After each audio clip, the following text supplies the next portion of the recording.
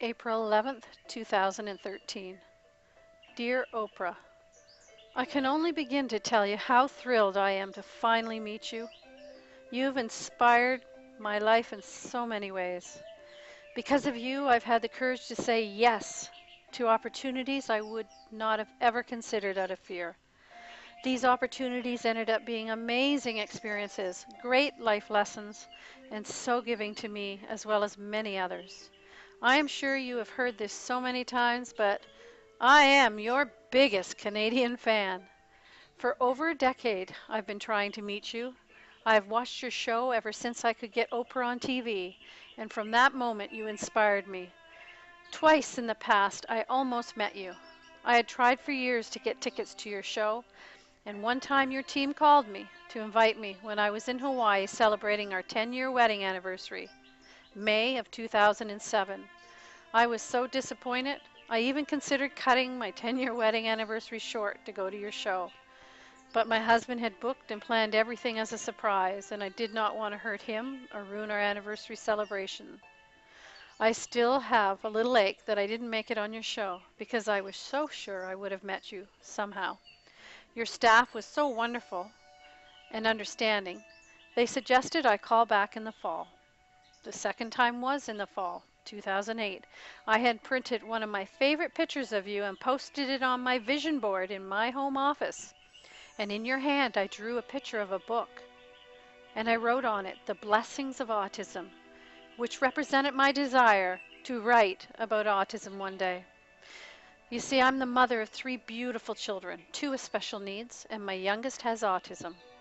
Well, I had an opportunity to go to Chicago the week of September 22nd, 2008. So I called your studio, and I was told you were having a show on autism with Jenny McCarthy and Jim Carrey that Wednesday. I did show up at Harper's studio that Wednesday, only to find out that the show had actually been taped 2 days prior. I cannot tell you how much it would have meant to me to be at that show. I watched Jenny's story, and I'm so proud of her and what she has done for her son and the autism community. A wonderful thing did happen on that trip. Your staff told me about your store, and I went over to it. And I purchased a beautiful Vera Wang dress from the Oprah closet. The proceeds were going to your school in Africa. I love that dress. I've worn it several times, and each time I do, I feel as if you are giving me a hug. Well, that trip and that dress so inspired me.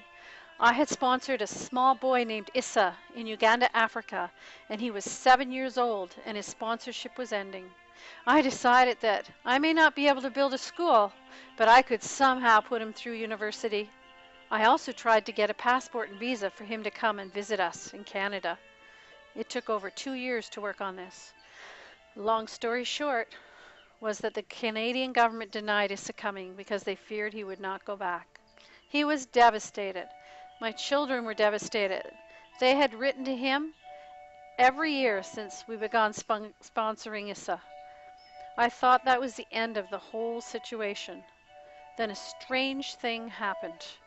I received a call 2 weeks later, one evening, from a pastor in Uganda who was helping Issa with his visa. He asked me if I would come and speak at an annual women's conference in Kampala, Uganda. His name was Pastor Joseph Mumbe. I got off the phone and told my husband about the call, and he said, "Honey, that is a sign that Issa is not to come here, but you are to go there." So off I went to Uganda. It was an amazing trip, and not only did I meet Issa, but his family and village. I also was asked to speak in many different villages, and it was very powerful. I ended up going back to Uganda several times. Another year I went on mission to do a medical dental vision clinic in Kenya, and then of course over to Uganda to visit my family there. Now that Issa was well on his way in university, I decided to sponsor another child, a little girl named Manjeri. She wants to be a doctor. While on that trip, Issa's village had a surprise for me. They had a celebration with the village elders as well as the village witch doctor and government officials. There was also a gentleman who was the descendant of the king of Uganda, and he presented me with a gift. 34 acres of land. I knew right away I was to build a school and clinic on that beautiful piece of land.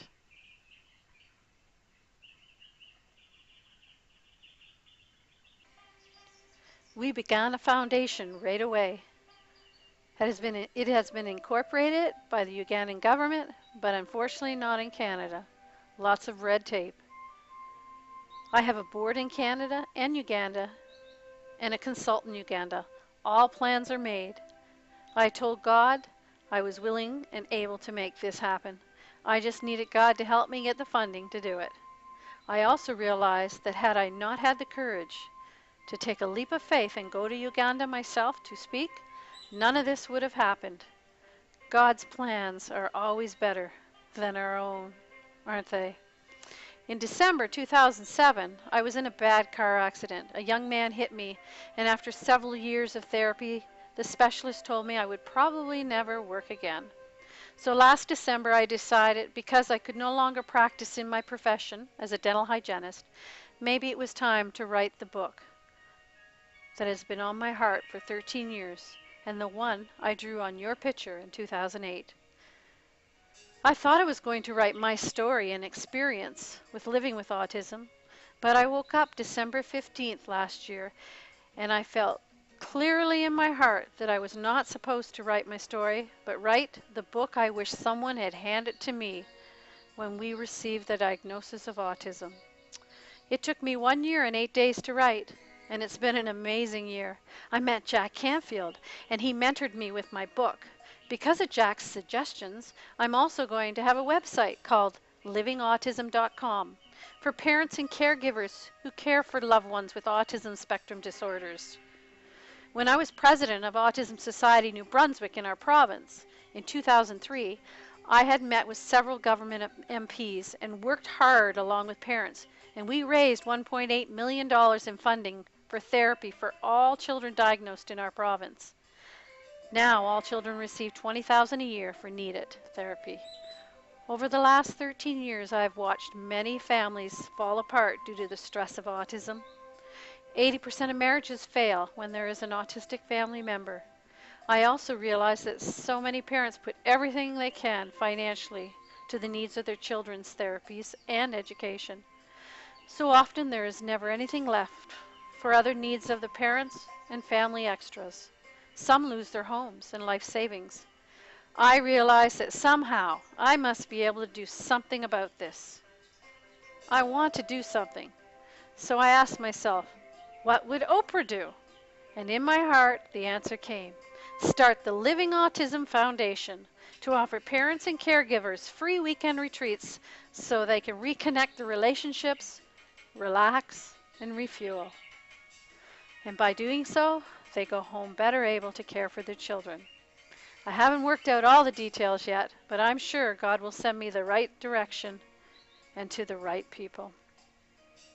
I'm just finishing the final touches with writing my first book, Living Autism Day by Day. My book is being edited and formatted for publishing right now. Last week I received a special email invitation. It said, your chance to have VIP experience with Oprah in Montreal, a once-in-a-lifetime opportunity for 20 people to meet, greet, and take a photo with Oprah Winfrey. Can you believe it? I am finally going to meet you, for real. I also believe the timing was no coincidence. I had posted that picture of you on my vision board, and in your hand I drew a book I knew I would write one day. I've just finished writing my book, and it's ready for publishing. There is something much more powerful happening here, more than I could ever dream of. I can't wait to see what God's got in store for me now. Dear Oprah, one day I would love to have an afternoon tea and chat with the most inspiring woman I have ever considered my personal mentor. If you ever really want to experience down-home Eastern Canadian hospitality, I would graciously enjoy hosting you in my beautiful home in the Pitcher Province of Canada, just outside the capital city of Fredericton in the province of New Brunswick. Your inspired and grateful biggest Canadian fan, Pamela Bryson Weaver.